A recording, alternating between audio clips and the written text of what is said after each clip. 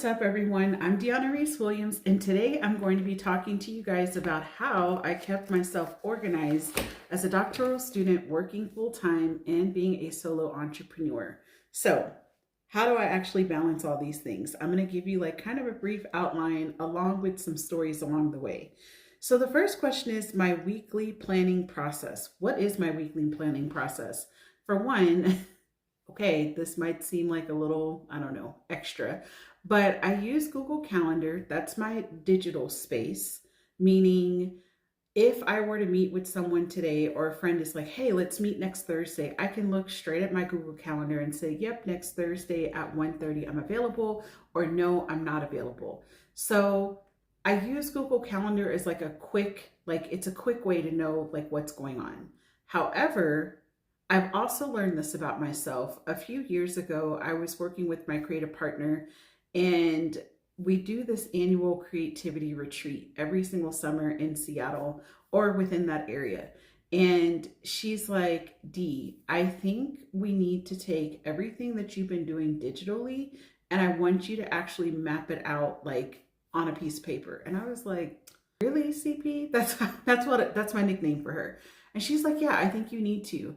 But what I realized in us actually mapping out my visions and ideas, I'm like, oh, I do the same thing with my calendar. Because if I don't actually write down what it is that's on my calendar, I'm not really going to remember. Like, it's not really concrete. It's like I type the thing in on my phone or I type it on to the computer, but it's something about having a good old-fashioned calendar to manage my time. Now, some of my friends and family are like, really? You have 3 calendars? That's a lot of calendars.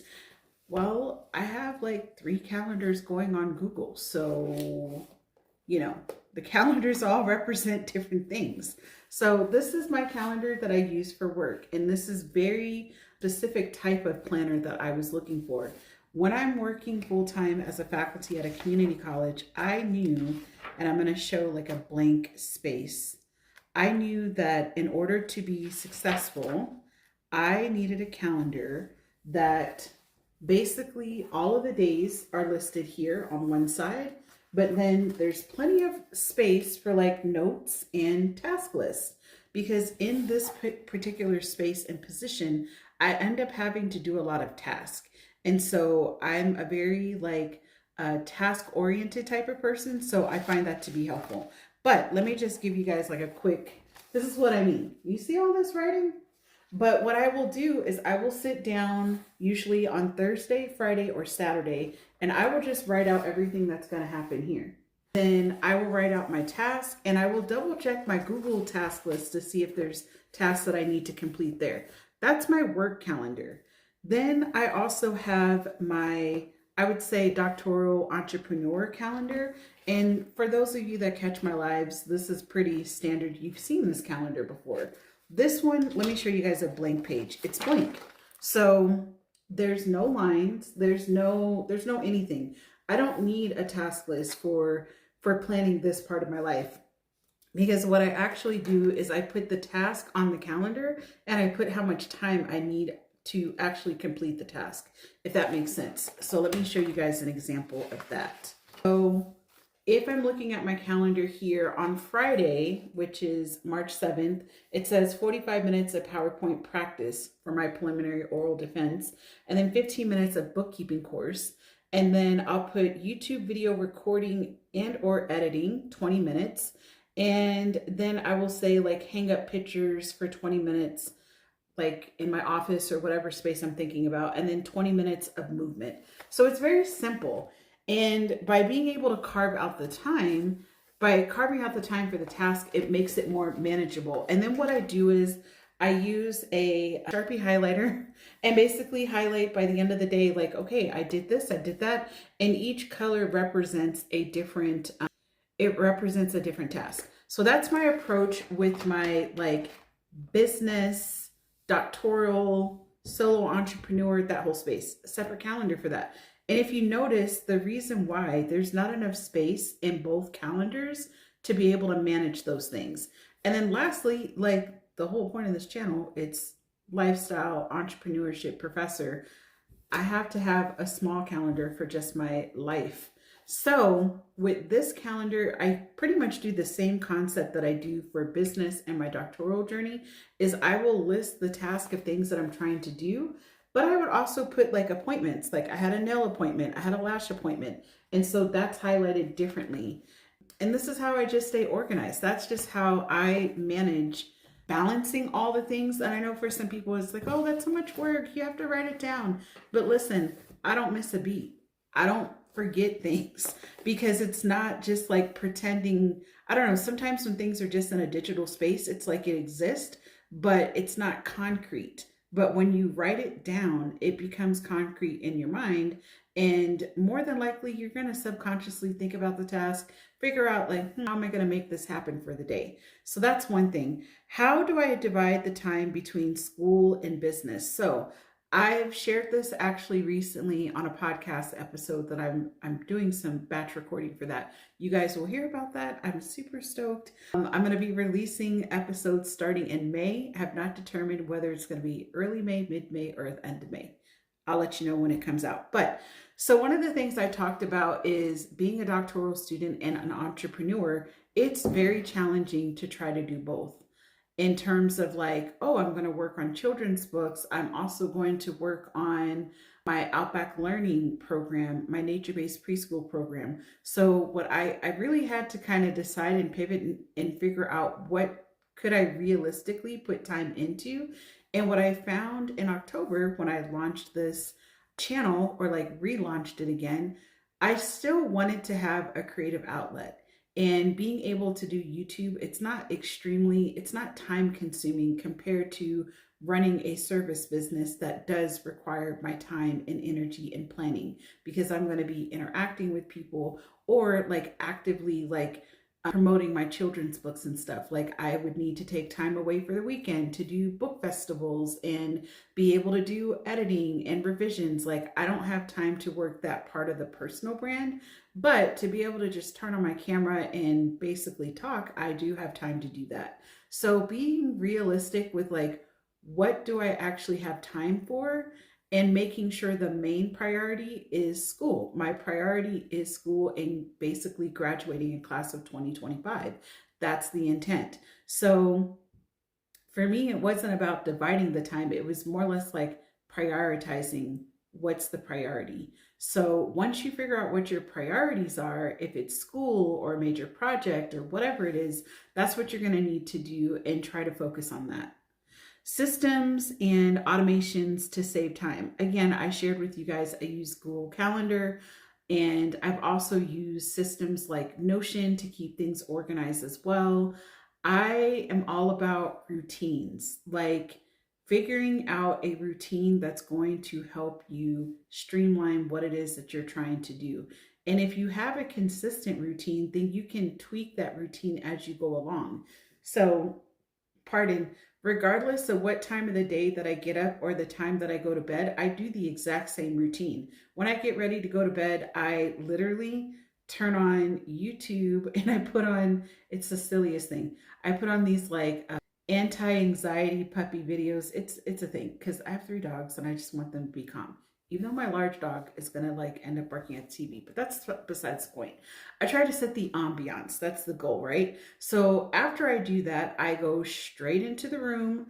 I turn on the TV because I'm one of those people, and I usually like put on like so-fi type of sounds, and then I go straight into the restroom, brush my teeth, wash my face. I scroll through YouTube for one last time or whatever. And then afterwards, I basically say my prayers and I get ready for bed.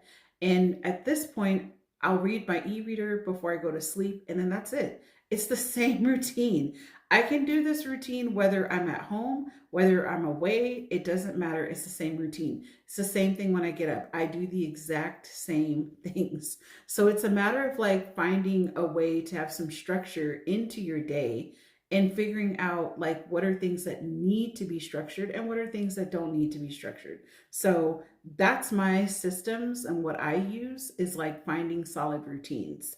Real life examples on how I structure my day and week. I think I just shared that with you guys partially. So part of how I structure my day and week is on the weekend, Saturday, it's a no computer day, with the exception of when I'm working on my paper or my preliminary oral defense, then I have to, like if I'm doing a challenge, then I have to go on the computer. However, it's morning time, so I have to make sure I sip the coffee here. However, that's Saturday. Sunday, I know that I'm going to meet with my peer group, not my peer group, with the doctoral peer group. We meet every Sunday from like 1:30 or from 1 to 2:30 my time. And that's like time that I know I'm going to block. I also know on Sunday I'm going to do Cook With Me with you guys when I go live.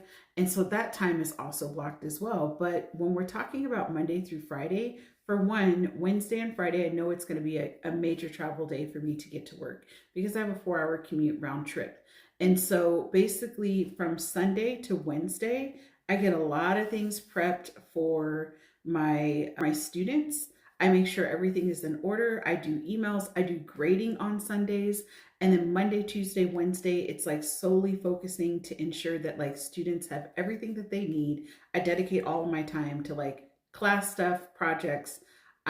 We have an area meeting on Tuesday, but basically it's all scheduled out. It's like very routine. And then Thursday ends up being like an admin day along with Friday. Friday's like a cross between admin day and meetings. So just so you guys are just kind of getting an idea of like what my schedule looks like. It's taken time because I'm a hybrid worker. And so I also, because I'm in education, like this week is spring break, so I have more time to do recordings and do all of that type of stuff.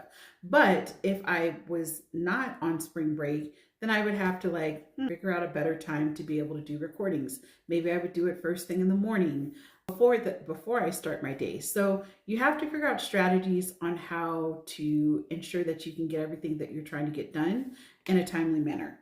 So here's a couple of questions, 3 questions. How do I decide what my priority is each week? So first off, I look at all of my goals, which y'all know, I have not published this thing or republished it, but y'all heard me talk about this goal development plan. So I have my overall goals, like literally my overall goals. I have them written out and I actually look at the goals each week. And so for instance, it's like I will work on Side E-Journey every day, at least for 45 minutes. And I will move daily for 20 minutes, like do some sort of movement. And so I write this down in my planner. And then based off of that goal, I break it down into something more achievable by using a SMART goal strategy. And so I'm able to prioritize the goal to make sure that I'm actually completing it and I'm able to actually focus on it. And I do the same thing with my work, with like my faculty position, because there's other goals and things that I need to accomplish there as well. And so I'll look at like my grant and figure out what are the priorities for the week. What do we need to talk about in the meeting? Anything else that I'm like having to manage, I look at the week, I do my reflections. Reflecting is key. And then I make sure that I get things done. And what are tools that help me stay organized? I've shared with you guys my planners. I've shared the goal development plan. I love a good notebook. I mean, I also use my tablet. I use, Good Notes. I use that. So I can take notes in meetings and stuff, especially if I'm traveling and I don't want to carry all my notebooks with me. That makes things more manageable. And then what are mistakes I've made in balancing both? I would say the mistakes I've made is probably, I would say sometimes, like for instance, this week, I knew my husband had like a real major appointment. And I thought the appointment was on Wednesday, but he is a person that doesn't write anything down. And so I'm like, okay, I need you to put it on Google Calendar and then like email me the Google Calendar link. So then I have the reminder so then I can plan my life accordingly. And so when he had his appointment on Tuesday, I had to do some big pivots because I'm like, I'm not going to be able to get the goals that I set for the day. They're not going to get done today. There's no way. So I had to prioritize like, what can I get done? And then what type of support is he needing right now? And so for me, it's a matter of like being prepared for when I have to pivot. I've said this 1,000 times. Like, I know that I'm rigid at times, but yet there are times in my life that I'm totally gray. When I'm working with children, I'm totally fine with being in a gray space. But when it comes to like me, I'm like, everything has to be like done and orderly. But I would say that's one of my biggest mistakes. But, the key is like, I know that about myself and I work through it. And basically, I just have to be prepared to pivot and not be so rigid about things and know that I can get back to that goal the next day. That's really what it boils down to. So I hope me sharing my way of balancing things, my mistakes, my wins, my losses is helpful to you. Please like, subscribe, turn on your notification bell if you like this content. This is concluding everything that I need to say about my doctoral journey. But I hope you guys have enjoyed this content. And again, have a great day, have a great night, and have a good morning. And I'll catch you on the next video.